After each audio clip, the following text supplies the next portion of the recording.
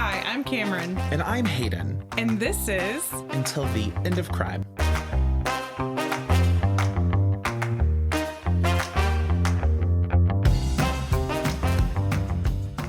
Hayden, have you ever stolen anything? Just the hearts of millions. Oh, stop it. Intentionally? That's my next question. So, have I stolen shit before? Let me take you on an adventure. Okay. So when I was 5, I had a classmate. It's a long time ago.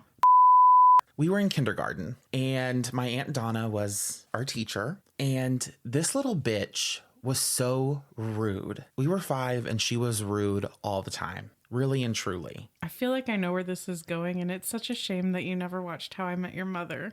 I don't know. Yeah, I have no idea where you think it's going, so we'll see. Aldrin Justice. She made me really mad one day because she was so rude. And I think it had something to do with us playing house. And she told me I couldn't do something I wanted to do, which mistake. Right. Wrong. You live and you learn. They abbreviate it now. Fuck around and find out. FAFO. I think we were in the find out part. Yeah. And so at the library, you could buy these stick erasers that had little pieces, and they were like a shuttle, and you could put one up inside the other to get the different eraser heads that were different colors. I had that, but with the pencils. Yes, it was just like that, except it was erasers. And she loved that eraser. She bragged about it. And I remember thinking, I'm going to show her a lesson. So I stole her eraser pen. And when we went to PE, there was a dirt pile, like a sand pile that we could play in. I dug to the bottom of that heaping sand pile. With your bare hands, like Rodney Hayden? Just like Rodney Hayden. And I dug to the bottom and I put that fucking eraser in there and I covered it up with dirt. And then I was like, hi.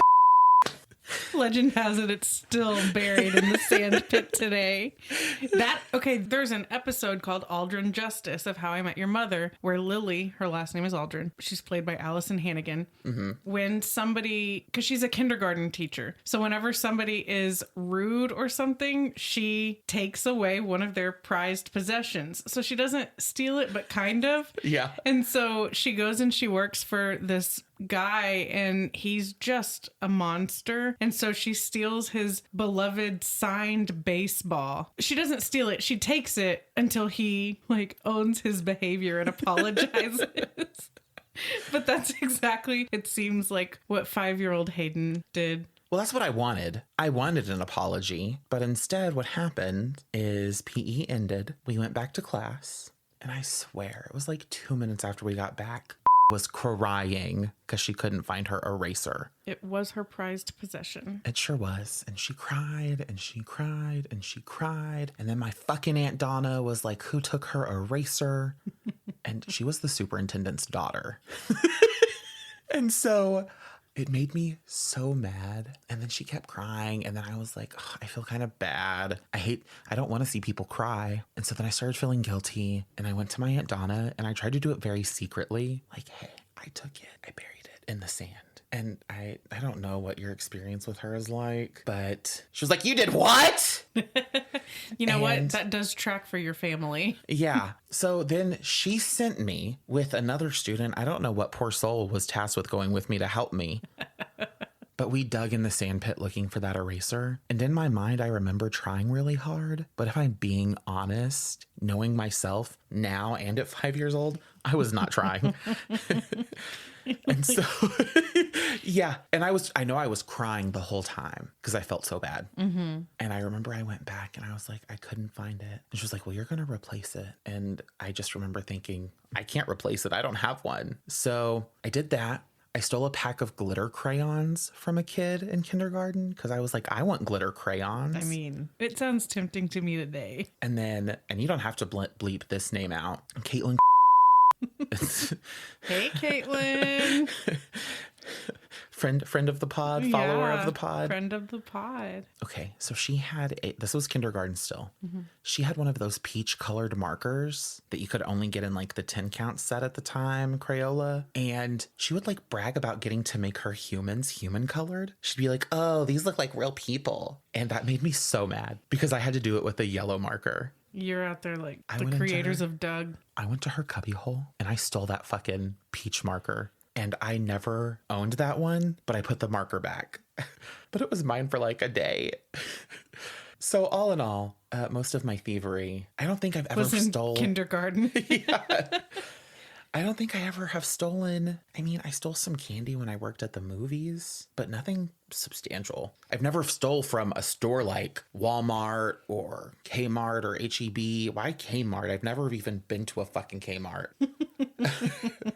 So basically, you had classmates who were kind of in your face about these possessions that they had, and you wanted them because they were doing a good job of making them seem desirable. Jealousy and envy have plagued me my entire life. Well, I've got a story for you, and it might carry some of the same themes. Are you not going to talk about a time you stole? I couldn't think of a time that I've stolen. I'm not even joking. Fine. What do you want me to, you want to make something up?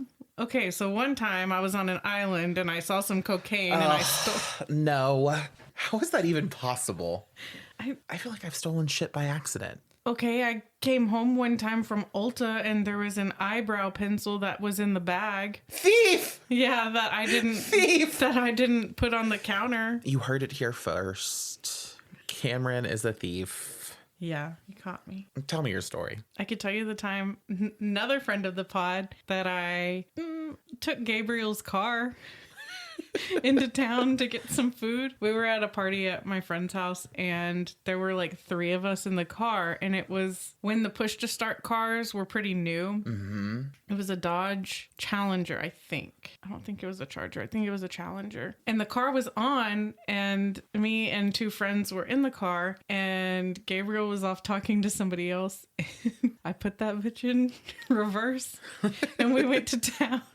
And Gabriel was like, bring my car back. And so we went and got food. And then because I knew that he was worked up about us having his car, I was going to go put gas in his car. And so I go to the gas station and I turn the car off and I put gas in the car. But he had the key.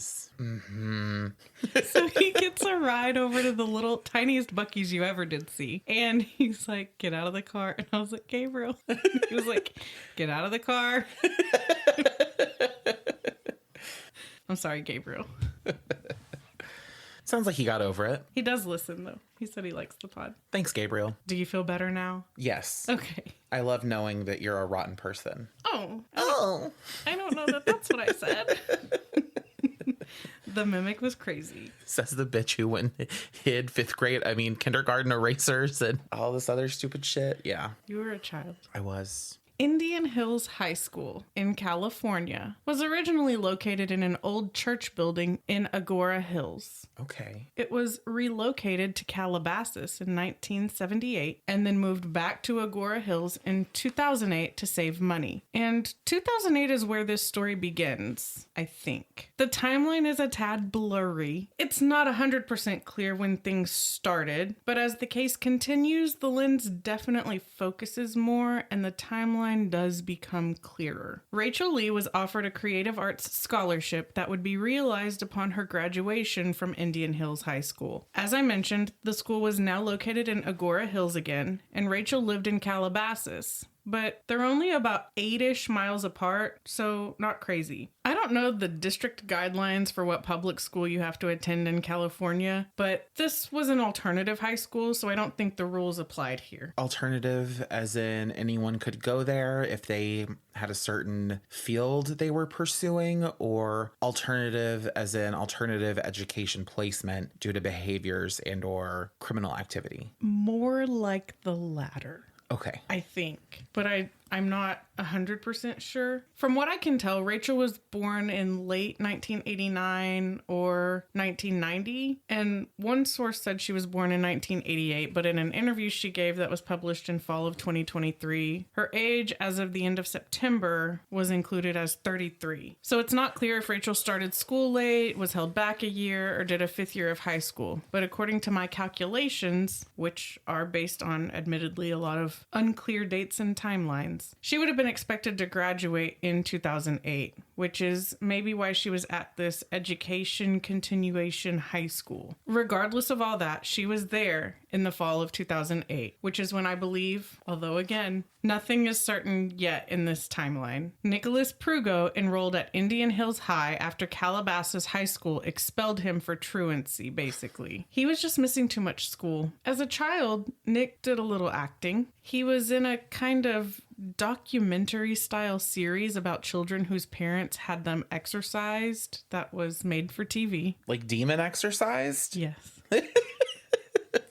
Was he actually Catholic? Was this like a docuseries or? Yes, it was a documentary style series about children whose parents had them exorcised. And Okay. it was made for TV. And that was in 2003. He was also an extra on Zoe 101, which of course is Jamie Lynn Spears. I loved that show. I loved that show. My sister and I watched it. We were into it. In June 2006, his family moved to Calabasas from the San Fernando Valley, or as he put it, literally in the shadow of Hollywood. Oh my God.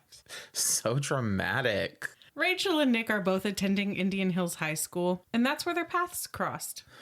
So two little hellions. Well, I watched several documentaries and a couple of movies, including the Sofia Coppola one with Emma Watson. And what it seems to insinuate is that because these teens lived less than 30 miles from the heart of Los Angeles, which puts them around 20-ish miles from Beverly Hills, they were doing heavy partying. And in the movies, it really depicted them at the same clubs that maybe celebrities would be at. Okay. Was that reality? Were they in the same club that celebrities were in? I highly doubt that the clubs that are letting in people with fake IDs or who are clearly underage are also the places that celebrity nightclub princesses of the early 2000s would have been at. Would they have been considered like hot for the time? The kids?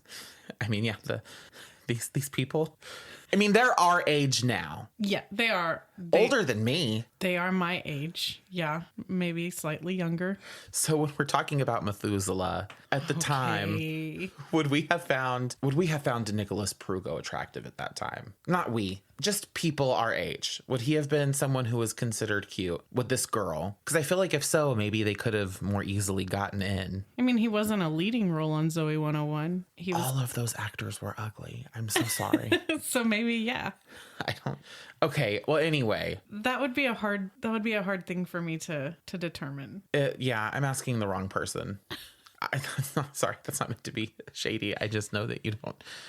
That's not really my... Yeah. Now, was this depiction of them partying at the same places as celebrities more so because Paris Hilton was in the movie and they needed to find a way to put them in closer proximity to her? I don't know. What I do know is that Nick alleges that becoming part of Rachel's circle gave him a friend group, a sense of acceptance and belonging, and a drug problem. Is he gay? He is gay. Yeah, makes sense. And this drug problem led him to steal from his parents to try to keep up with his alleged substance use disorder. What SUD did he suffer from? Was it alcohol, marijuana? I think it was harder than both of those. Cocaine? I believe so. I'm not sure. That's just a party drug. I'm not sure. When Rachel and Nick were hanging out one night, they decided to try car door handles. Like, as in becoming one, using them? What the car door handles? Yeah, and one that they tried was not only unlocked. Oh, trying to open the car door. They were trying car door handles. What the fuck? And one they tried was not only unlocked, but there was a wallet sitting inside. So they took it. Fierce. They used the credit cards inside of it to go on a little shopping spree. Where did they go? I don't know, but it seems that they had fun. It doesn't seem that they were caught for stealing this wallet and using these credit cards, but it is suggested that they turned this into a hobby, checking to see if cars were locked, with Nick driving and Rachel hanging out the window to check the door handles as they drove by. And if they weren't, they would snoop through them to see if there was anything the duo could take. They were also not caught for stealing a $73,000 car, allegedly, because they swapped out the license plates and they drove the damn thing to school. I guess it doesn't matter if big ticket items go missing in Hollywood. I guess not. It might be kind of expected. Okay, what kind of car did they steal? I don't remember off the top of my head. Okay. I just know that the value of it was $73,000. That's interesting. Did they pick up an Escalade? Because that's not like a premium car, but it's not a cheap car. Right. Not anything to sneeze at. But this idea that cars left unattended and unlocked with valuables in them kind of took root. People having a false sense of security about their cars could probably be applied elsewhere, like to their homes. And I don't know if you recall, but social media was new. Yes, very new still. People could show off how exciting their life was by posting every minute detail of it. Well, 2008? Mm-hmm. So Facebook had already, I think, usurped MySpace. Maybe. I think so. Maybe around that time. Okay. It's hard for me to remember the more primitive social media experience, especially it's hard even to remember the time on Facebook that preceded being able to choose different emotes to react to a post. Yeah. Going on vacation? Post it for the whole world to see. Stealing cars? No.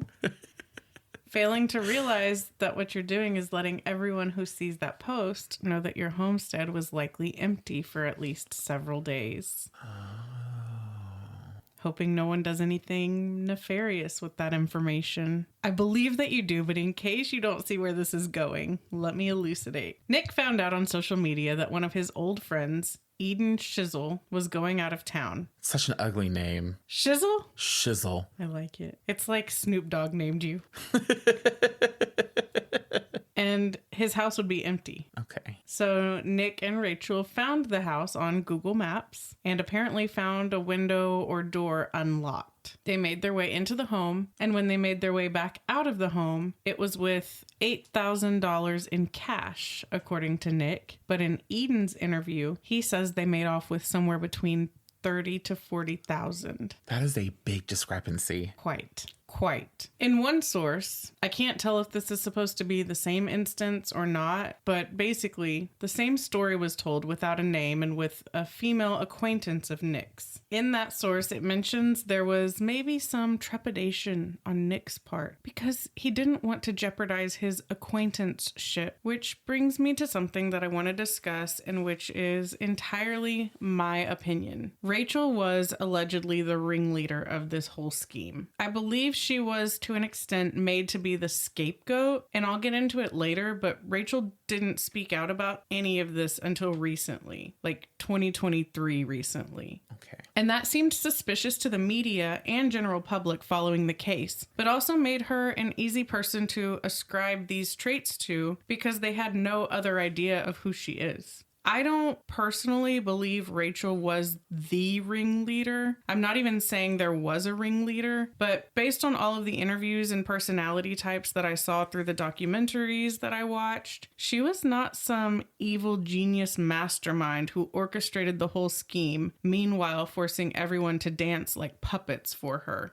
If I knew about this case at the time, none of it stuck with me, so all of my knowledge of this case is coming from a 2024 retrospective look at it, and so I wasn't necessarily fed the initial narrative that Rachel was the leader of this pack in a meaningful way, like someone who was following the case in the media as it was unfolding. Okay. We both know that the first story to get out there is generally the story that is most widely believed, even if it isn't the most veracious. Yeah, it becomes the prevailing theory. Right. It's hard for anyone following the initial reporting to establish themselves as a credible source if they contradict what is the most popular version of a story. Again, this is just my opinion looking at this story in hindsight. And I guess even to my own point, the first source I truly consumed was the HBO documentary, The Ringleader, The Case of the Bling Ring, which was the first time Rachel Lee spoke on this. Between that and having been a teenager myself once, and more than that, witnessing teenagers come up with ideas or plans that snowball because they're just feeding off of each other. I just don't think that calling Rachel the ringleader is that simple or even a responsible statement. So I had to do a lot of unthreading biases from sources that originated with Rachel, bad, everyone else, sheep. But it is important to note that she is very consistently touted as being the ringleader. Is it fair to say that there is no real way to determine whether or not she was a ringleader? Absolutely. Okay. But that's my opinion. Right. There's just not room for certainty. That is my opinion. Okay. Yeah. Anyway, so as I mentioned, social media was new and fun, but reality TV... So does she currently reject the idea that she was the ringleader? I don't know that she ever owned it. I mean, she is part of this docuseries, and not that she had any say in what the title would be, but they talked to her a lot, and they titled it The Ringleader, the case of the Bling ring. So I think that she is aware of it, but I did not see anywhere where she publicly addressed whether or not she was the ringleader. What do you think the intent of the documentary was? Well, one, to get her side of the story, because up until 2023, no one had. And this was apparently a pretty big case. I don't know if you remember it or were aware of it. I wasn't really aware of it. I remember it vaguely and comically. Yeah. Like, ha ha ha. Yes. Not anything that was serious. Well, I guess what I'm saying is I've never seen anywhere where she seems like she cares if she was ultimately in the media deemed as the ringleader. She does take ownership over what she did, and of all of the people who were involved who I saw interview from, I would say that she seemed to me to be the most remorseful. Okay. When you say most remorseful, was it like a high level of genuine remorse, or is she somewhat removed from it? What does that look like? I would say that she seemed the most genuinely remorseful. Okay. In my opinion. So social media was new, but reality TV was kind of in its heyday. Celebrities famous for being famous, TV shows following people who weren't known until a TV show followed them, putting people in places that would be way out of their comfort zones, and then just filming what ensued. Wife swap, The Simple Life, Keeping Up with the Kardashians was new. TMZ was everywhere all the time, watching and waiting for moments to snap and blast information about celebrities. The more unseemly or salacious, the more likely it was to be published. Plus, we got a picture of every single Frappuccino with a green straw that Britney Spears ever drank, I'm pretty sure. What a time to be alive. My point is, you could expect to have real-time information about where a current celebrity was going to be and when. And apparently, Nick and Rachel tried to suss out what celebrity they imagined would be dumb enough to leave a lot of valuables lying around while also leaving their house unlocked. They didn't contemplate this for too long. Their answer was ready-made. Paris Hilton. They believed she was dumb, which I think is her brand more so than the reality. 100%. You know, be smart, play dumb, because when people think you're dumb or they underestimate you, they're gonna show you who they are.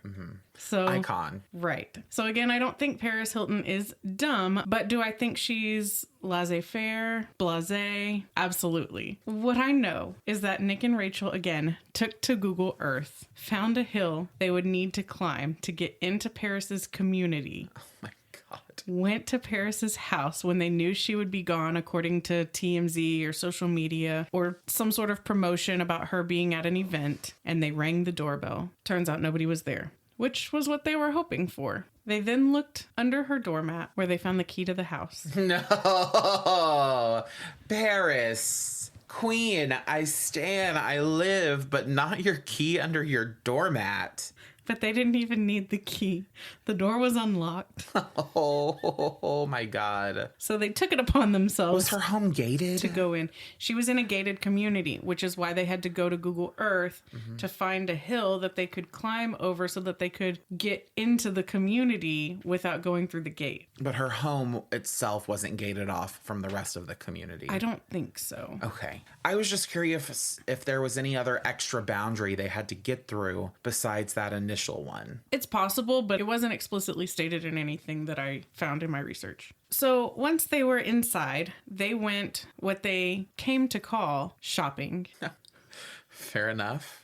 Rachel and Nick, as you can imagine, were able to spend quite a bit of time scoping out the hotel heiress turned socialite's belongings. Ultimately, the ease with which they were able to gain entry into Paris Hilton's home gave them a sense of teenage bravado, and thus the bling ring was born. Now, I know that a ring is more than two people, and there were other people who were brought in on this theft and burglary scheme. I don't know the exact timeline of who was brought in when necessarily. There are a few dates that can be pinpointed, but let's get into some of the other cast of characters involved in this. The most notable of which is Alexis Haynes, who was Alexis Nyers at the time. Okay. Should she sound familiar to me? Maybe. She did not sound familiar to me, but it wouldn't be out of the realm of possibility for her to sound familiar to you. Okay. Her dad worked on cinematography for Spin City, which, have you ever seen that? Is that with David Spade? I don't know. I've never seen it, but I know that it was in part created by Bill Lawrence, who created Scrubs. Okay. Which, you know, I love. Who could have seen Scrubs and How I Met Your Mother being brought up on the same episode?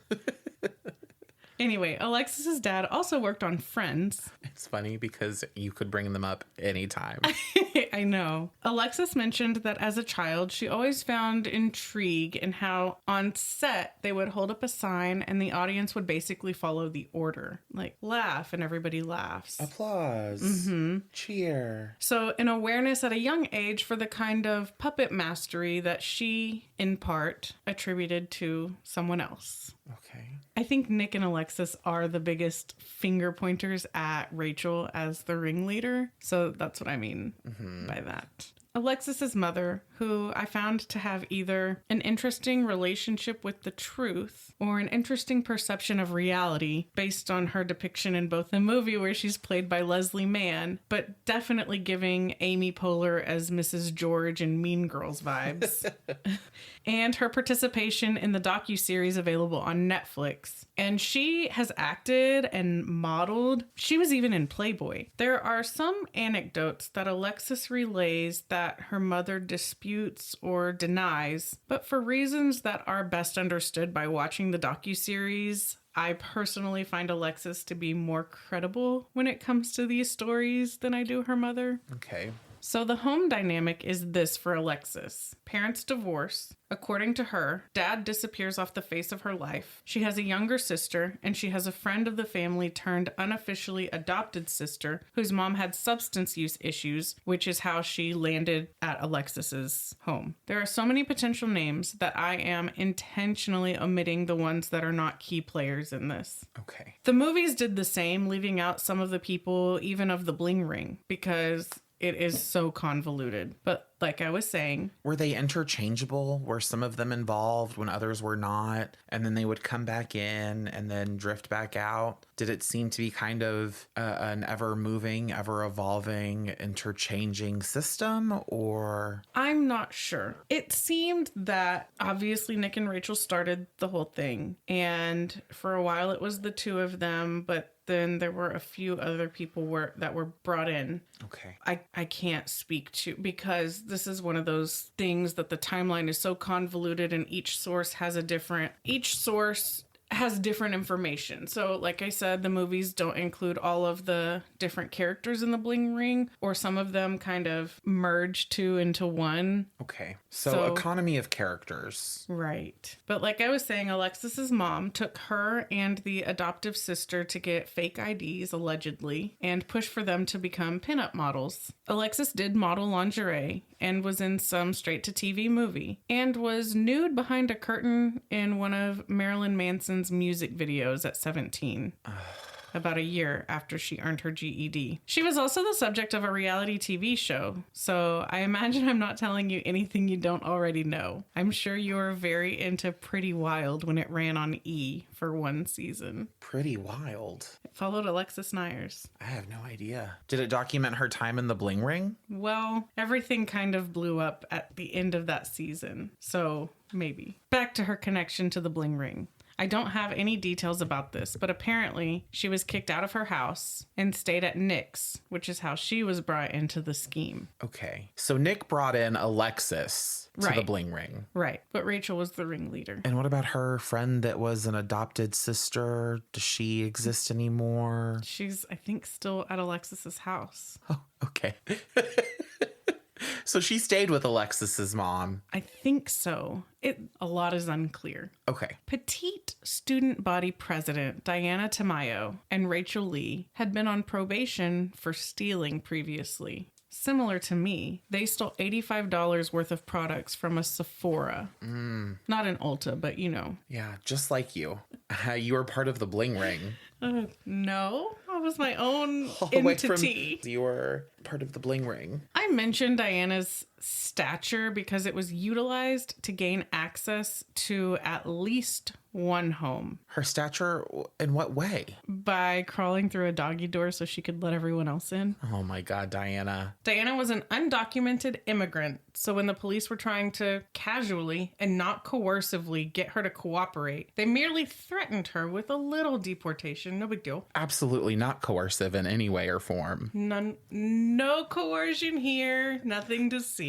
Courtney Ames was an old friend of Rachel's and went to the high school that Nick was expelled from. She was dating Johnny Ajar, who was never a participant in the burglaries, but as a convicted felon, she thought him the right person to help the group sell some of the stolen items. I bet she was right.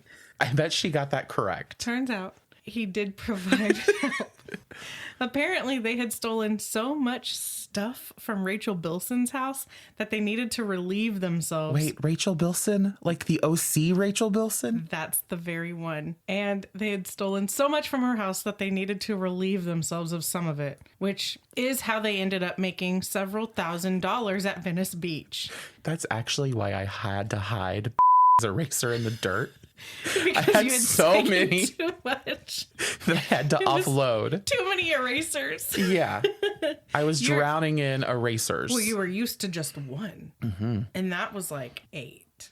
It was insane. So thanks to Johnny, they made thousands of dollars at Venice Beach. And being that Johnny was in his early to mid 20s, he met the group while working at one of the nightclubs they went to with their fake IDs. And despite recognizing that they were minors, he let them into the club anyway. Wow. Johnny's a real one. And proceeded to date one of them. Oh, okay. Johnny had worked at a bar and restaurant previously with a guy named Roy Lopez Jr., who also helped sell some of the belongings and participated in at least one of the robberies. Okay. So quick recap, because I know that was a lot thrown at you. The bling ring consists of Rachel Lee, Nick Prugo, Alexis Nyers, Diana Tamayo, Courtney Ames, Johnny Ajar, and Roy Lopez Jr. And who was the guy that wasn't really connected to the bling ring, but he sold their stuff? Johnny Ajar. Okay. Johnny Ajar. And Paris Hilton's house was burgled, as I mentioned before. What I failed to mention was that they went shopping in Paris's house on at least 5 separate occasions. Oh my God. Did Paris know? Not okay, initially. You know what? If she did a terrible job of not locking up her fucking house. Right. She left it unlocked and left her key under her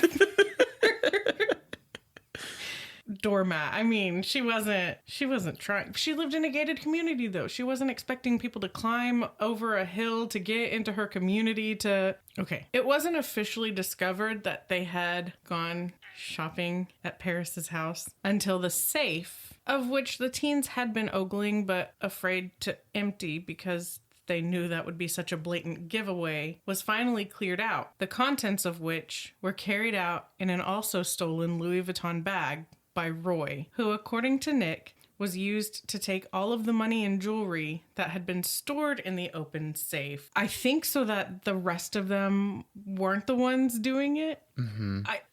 He gave a reason in the documentary that I watched. I can't remember what the reason was. I didn't write it down, but I do remember kind of an eye roll when they said it. Okay. He was used. Mm-hmm. They had called him in to specifically empty it because they were able to kind of keep their hands clean. Yeah, he'd be the fall man. Right. In addition to Paris Hilton's home, the group is believed to have broken into approximately 50 homes. But Paris isn't the only celebrity house they accessed. February 22nd, 2009 was the night of the Academy Awards. So they knew where many known names would be and used this time to burglarize Audrina Patridge's home. She was at the Oscars?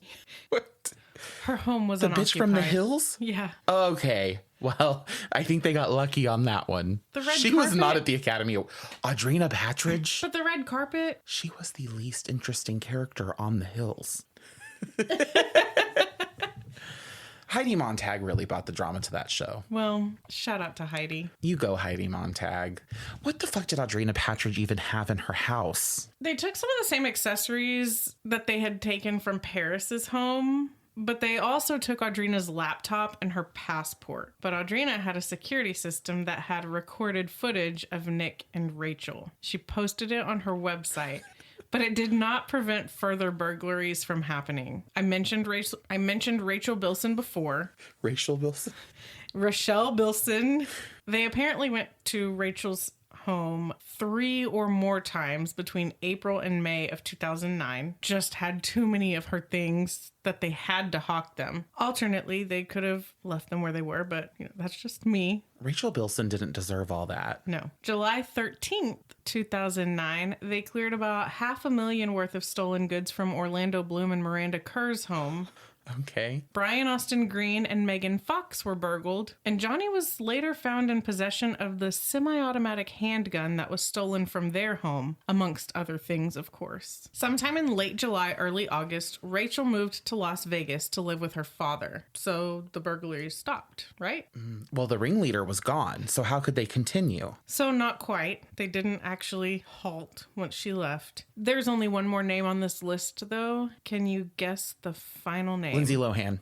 You've really jumped the gun here because I have another put yourself back in 2009 nightclub princess era. But it was Lindsay. Rachel returned to California to participate in the burglary of Lindsay Lohan. She went back just to participate in that? On August 23rd. Okay. Her dad begged her to not go back to California, but she felt compelled. It's mentioned that Lindsay Lohan was kind of the holy grail for Rachel, which could explain why she had to go back to burglarize her. The group walked away with around $130,000 worth of Lindsay's belongings. Apparently, there was a public awareness that there were some sort of serial burglaries targeting celebrities and well-to-do homes. So Nick had his own paranoia about being seen on Lindsay Lohan's security camera and having that be broadcast to the public, which is kind of what happened. Okay. I don't want to downplay or disregard that these kids were also using heavy substances, and some of them were struggling with substance use disorder. What drugs? I need to know what drugs. Alexis was one of those, and she claimed she was on heroin during the Brian Austin Green Megan Fox burglary. Heroin as a teenager? Yes, heroin. And that's why she wasn't fully cognizant of where they were going or anything that was really going on. She said she had to go outside and vomit and urinate in the bushes, which is an interesting point. That brings me back to one of the times they violated Rachel Bilson's home, because according to Nick, Rachel was just so calm, cool, and collected that she even used Rachel's bathroom. These are the sloppiest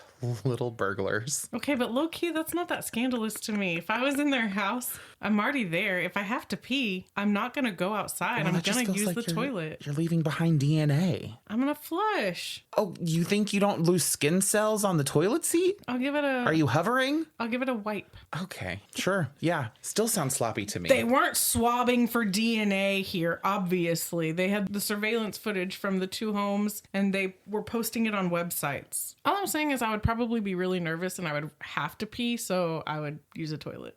Okay, sure. Again, I just want to point out that what I noticed was that Nick and Alexis, who, as a reminder, lived together for a period of time, are the primary sources who point every single finger at Rachel being the ringleader. I'm not saying it's not true. I'm just pointing out that virtually every source cites each of them as saying things or adding details that put all of the weight seemingly on Rachel, which absolved them of quite a bit that I suspect they might have some complicitousness in. My speculations aside, Nick had been caught on camera at Lindsay Lohan's house, and Alexis anonymously called the police, giving them Nick and Rachel's names.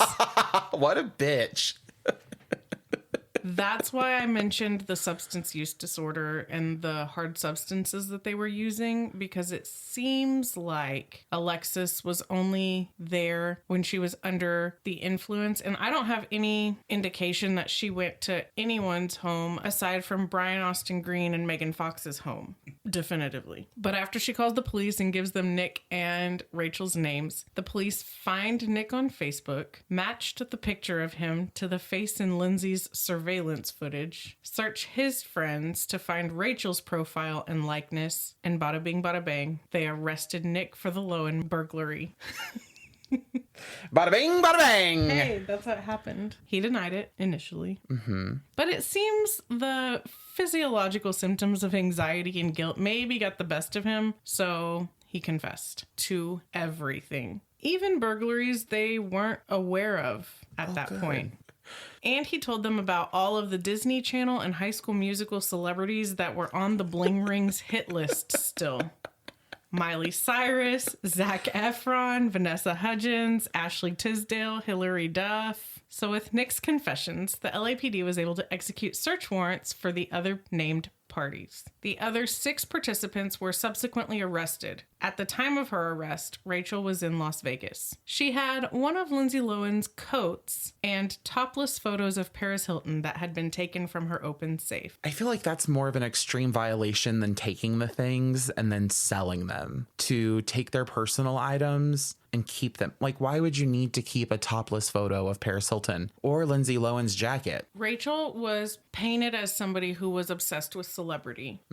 In one of the movies that I watched, when they arrest her, one of the quotes that they attribute to her is, "What did Lindsay say?" Which is trying to, again, paint this picture that Lindsay was the end-all be-all for Rachel. Okay. Even though Vegas to LA is only about 3 hours, which for those of us in Central Texas is not a ton of driving. Right. I don't really care to get fully into the minutia of charges in each Bling Ringer's individual court case, so I'll give you a rundown of pleas and sentences. Okay. Roy, who was the one tasked with emptying Paris Hilton's safe, pleaded no contest to stealing more than $2 million worth of jewelry. Oh my God. No contest to $2 million. And he was sentenced to probation for 3 years. But 100 days of that sentence was credited by his time spent in jail. Okay. Johnny, who did have a prior criminal record, pleaded no contest to receiving stolen property, possession of a firearm by a convicted felon, and distribution of cocaine. Rodney Hayden should have called Johnny. Get in on his scheme. He was sentenced to 3 years in prison, served less than 1, and ended up back in prison reportedly around 2 years later. I'm glad we beat the recidivism curse with that one. Yeah. Courtney admitted to receiving stolen property, but I couldn't find what she pled. I just know that she was sentenced to 3 years probation and 2 months of community service. Part of the charges against her were seemingly dropped because of an ethics violation by one of the detectives on the case. Smooth. More on that later. Diana pleaded no contest and was given the same sentence as Courtney, 3 years probation, 2 months community service. Again, she said she only admitted to burglary under threats of deportation. That's what I was just about to ask. Did she end up being deported? She did not. Okay. Alexis pleaded no contest to residential burglary after she was informed that Orlando Bloom was willing to testify against her.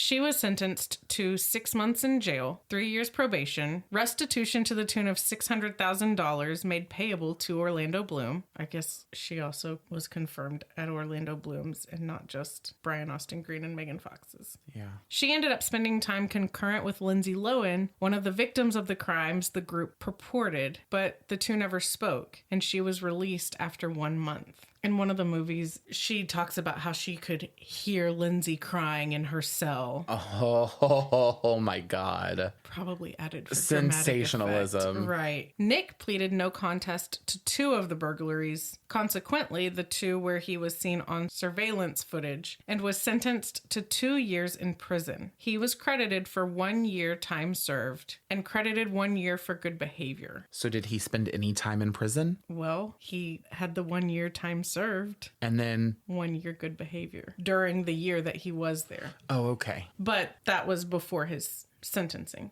Rachel pleaded no contest to the burglary of Audrina Patridge, where she was captured on surveillance footage and was sentenced to 4 years in prison. Oh my God. Why is that so much of a longer sentence than what Nick was given? I have a theory. I don't know that I can answer that definitively, but I have a theory. After 16 months, she was released on parole, but while she was incarcerated, she participated in a disaster relief training program. So my next line is, how do you feel about these charges and sentences? But I think initially your reaction is, 1, was Diana deported? Mm-hmm. And 2, why was Rachel's sentence so much larger than everyone else's? I don't like that Diana was subject to this type of extortion. Mm-hmm. I don't think that... Obviously, none of them did something good. Right. They all are guilty. Right. I don't think that her legal status... should have come into play. Right. Or should have been used against her. By the same token, do I understand that cops don't have to play by a hard set of rules during interrogation? Yeah. I do feel bad for Rachel, because I feel like you've set it up to where she's kind of the patsy. Sure, she was involved. She may have even directed it, but it sounds like Nick and Alexis were happy to keep it going without her there. I don't have any information that says that it was going on without her being there, but I'm not sure if she felt she had to come back from Vegas because they were doing this anyway, or if she was saying, I'm coming back and we're going to get Lindsay. I'm not sure. I just, reminder, every time that anybody says that Rachel was the ringleader, it comes from Nick and Alexis, who were living together at some point at Nick's home after Alexis was kicked out of her home,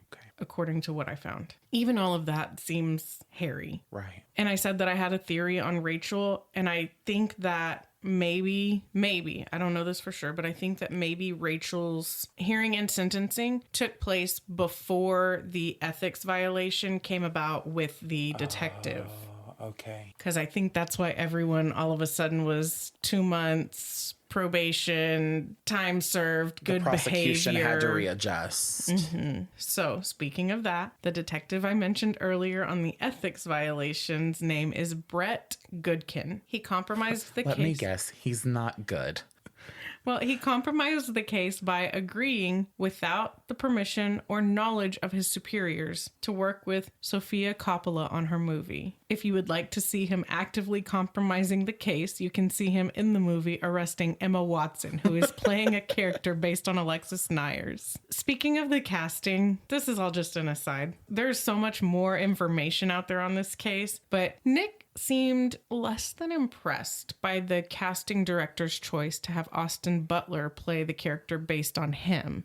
Okay. There was an arrogance and pretentiousness that I felt coming from Nick during his interview, but that could just be me reading into the situation. It's weird that he didn't. I mean, obviously now we have the hindsight of having witnessed the time gone by, but isn't Austin Butler like an Academy Award nominee for his role in Elvis? Yes. I mean, how lucky was he to have been portrayed by a future potential Oscar winner? Well, he did not Alexis didn't particularly care for how she was portrayed in the film either. Yeah, I don't really care about what she has to say. Because they made Emma Watson her, and there's no scenario in which Emma Watson is not playing the ringleader of the group, but they couldn't make Emma Watson be Rachel's character, so they had to make her be Alexis's character. But because she's a big name, she had to be the kind of ringleader.